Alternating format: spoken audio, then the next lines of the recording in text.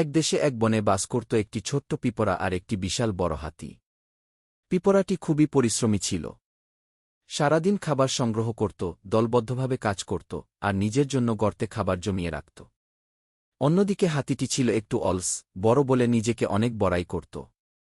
একদিন হাতি পিঁপড়ার সামনে এসে বলল, এই পিঁপড়া, তুমি এত কষ্ট করো কেন? আমি তো কিছুই করি না, তবুও ভালোই চলি গি। পিঁপড়া শান্তভাবে উত্তর দিল, তুমি বড় বলে এখন সব সহজে পেয়ে যাচ্ছ, কিন্তু সময় সব সময় একরকম থাকে না গি। হাতি হাসল আর বলল, তোমার মতো ছোট কেউ আমাকে শেখাবে? দিন যায়, মাস যায়। একদিন বনে ভয়ঙ্কর খরা পড়ে। গাছের পাতা শুকিয়ে যায়, খাবার আর পানির অভাব দেখা দেয়। হাতি তখন খাবারের জন্য হাহাকার করতে থাকে। তখন সেই পিঁপড়ারা তাদের ছোট গর্তের ভেতর থেকে খাবার এনে নিজেদের দলকে বাঁচায়। হাতি না পারে গর্ত খুঁড়তে, না পারে ছোট খাবার খুঁজে নিতে। অবশেষে হাতি এসে পিঁপড়ার সামনে মাথা নিচু করে বলল, তুমি ঠিক বলেছিলে, পরিশ্রম আর প্রস্তুতি সব সময় কাজে আসে। আমায় ক্ষমা করো কি? পিঁপড়া হাসল আর বলল, আমরা ছোট হতে পারি, কিন্তু একসাথে কাজ করলে অনেক শক্তিশালী হতে পারি গি। শিক্ষা, কখনোই কাউকে ছোট করে দেখা উচিত নয়। পরিশ্রম আর একতা সবসময় ফল দেয়। পিঁপড়া আর হাতির অভিযান।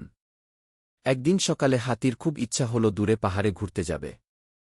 সে হাঁটতে হাঁটতে একটা বড় গাছের নিচে এল, যেখানে পিঁপড়ার দল খাবার জোগাড় করছিল। হাতি বলল, হেই পিঁপড়া ভাইরা, পাহাড়ে যাচ্ছি, চল না, আমরাও একটু অ্যাডভেঞ্চার করি।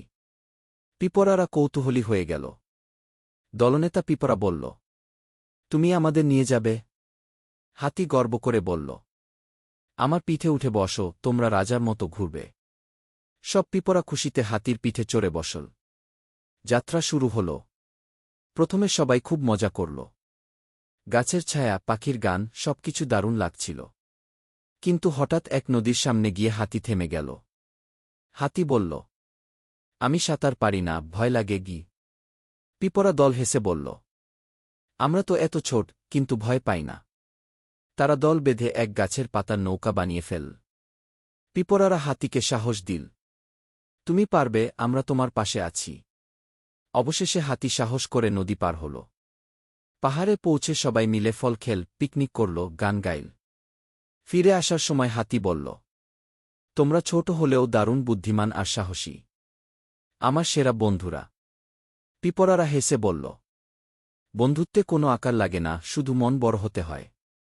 শিক্ষা, বন্ধুত্বে কেউ ছোট বা বড় নয়, একসাথে থাকলেই সব সমস্যা কাটিয়ে ওঠা যায়।